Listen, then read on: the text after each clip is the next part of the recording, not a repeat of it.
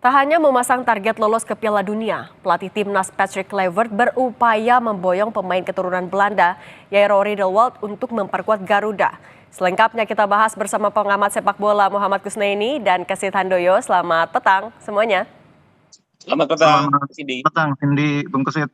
Saya mau Ya, ke selamat petang juga, Bungkus dulu. Bungkus. Bungkus, ini soal naturalisasi kan sebenarnya kemarin Patrick Kluivert bilang bahwa pemain lokal adalah jantung dari timnas. Tapi kemudian disebutkan juga ada upaya naturalisasi. Kita menerjemahkan langkah ini seperti apa sebenarnya? Iya, yang pertama sebetulnya saya pikir Patrick menyadari bahwa saat ini timnas kita ini sudah di level yang cukup baik ya, itu nomor satu. Jadi artinya kalaupun ada kebutuhan untuk menambah pemain sebetulnya tidak terlalu banyak lagi gitu yang dibutuhkan.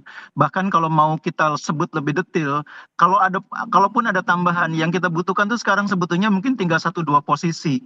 Tinggal posisi sebagai striker dan posisi sebagai holding midfielder. Mungkin itu 2 posisi yang sebetulnya memang betul-betul membutuhkan tambahan. Karena itu dengan menyebut nama Ole, dengan menyebut nama Jairo, sebetulnya sudah memenuhi kebutuhan timnas saat ini. Dan saya pikir Patrick juga menyadari bahwa publik sepak bola Indonesia juga berharap bahwa naturalisasi bukan merupakan satu-satunya alasan dia direkrut ya. Karena Indonesia juga punya banyak pemain lokal yang punya kemampuan untuk mungkin memenuhi ekspektasi yang diinginkan oleh pelatih baru. Jadi saya sih berharap kebutuhan tentang naturalisasi ini tidak terlalu banyak digembar-gemborkan oleh federasi karena ini akan memberi beban tersendiri bagi Patrick. Apalagi kan dia sekarang ini menghadapi tantangan yang sangat besar ya. Tugas dia ini kan mendapatkan 4 poin dari 2 laga awal itu tidak mudah ya. Satu menghadapi Australia di kandang lawan dan satu menghadapi Bahrain di kandang sendiri. Itu 4 poin yang menurut saya sama sekali tidak mudah. Jadi jangan lagi tugas yang tidak mudah itu menjadi semakin terbebani dengan tugas Patrick mengurus soal naturalisasi. Ini jangan menjadi beban tambahan. Kalau bisa urusan naturalisasi ini biar menjadi urusan federasi atau paling jauh urusannya direktur teknik lah. Segera direkrut direktur teknik sehingga urusan menambah pemain atau naturalisasi ini bukan menjadi beban pelatih. Oke, kalau dari Bung Kesit bagaimana dengan adanya upaya naturalisasi ini? Kan yang jadi sorotan juga adalah kesetaraan. Bagaimana kesempatan untuk pemain liga ataupun juga pemain lokal? Naturalisasi ini langkah yang tepatkah sebenarnya dilakukan dalam waktu singkat ini menuju Maret? Iya, kalau soal tambahan pemain naturalisasi sebenarnya nama Ole Romeni kan sudah muncul beberapa waktu lalu ya, sebelum Patrick Kluivert hadir ya. Tapi nama Jairo Ridderwold memang baru beberapa hari belakangan ini aja muncul.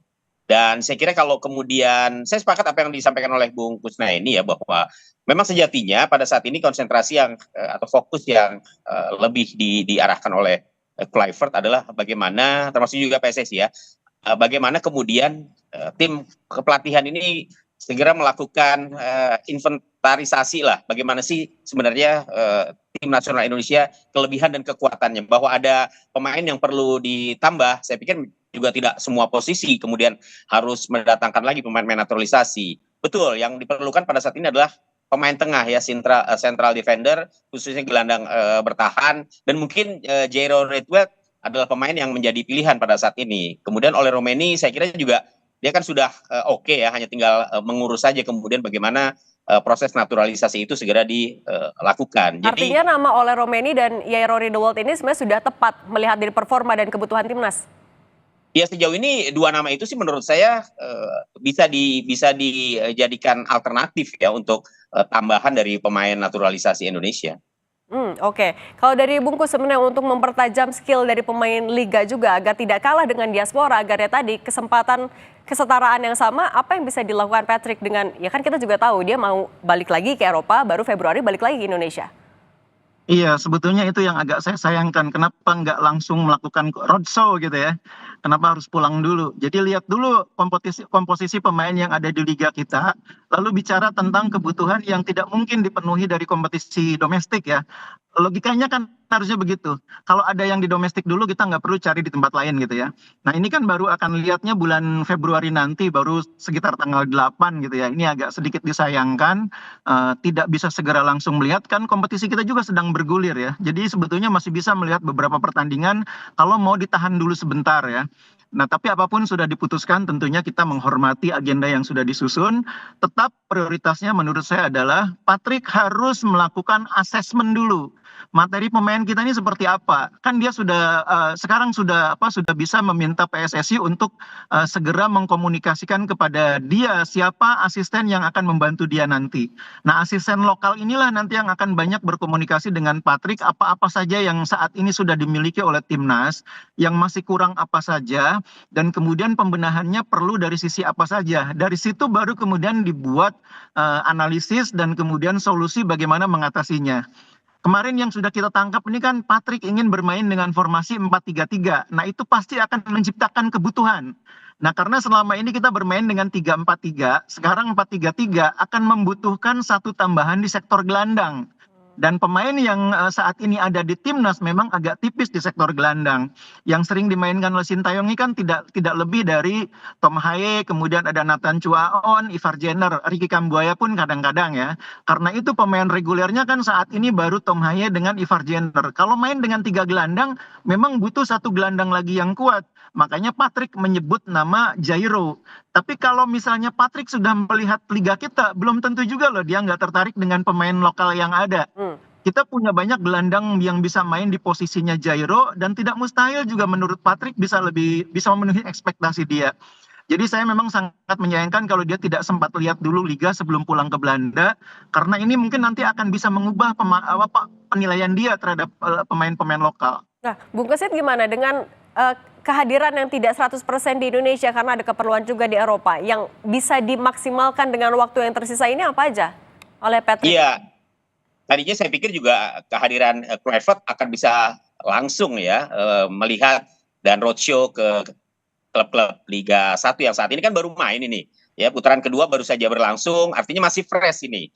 Pemain-pemain juga masih dengan semangat tinggi lah. Apalagi dengan kehadiran Kluivert, pasti kalau misalnya dipantau mereka akan jauh lebih bersemangat barangkali mainnya supaya bisa masuk dalam incaran.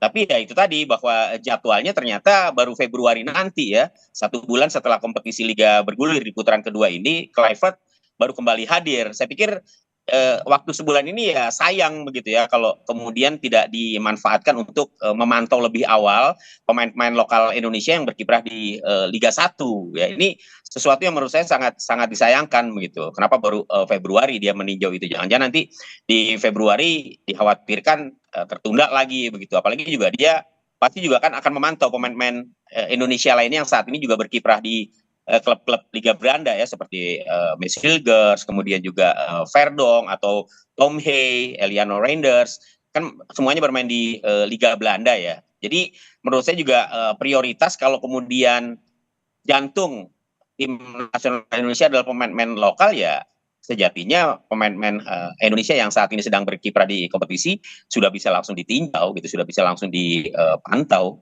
2 bulan lagi kurang lebih Patrick Kluivert harus bisa membuktikan ya soal target 4 poin di pertandingan di bulan Maret. Terima kasih Bungkus dan juga Bung Kesit sudah berbagi di Kompas Petang. Sehat selalu. Ya, Indik. Terima kasih. Selamat sore.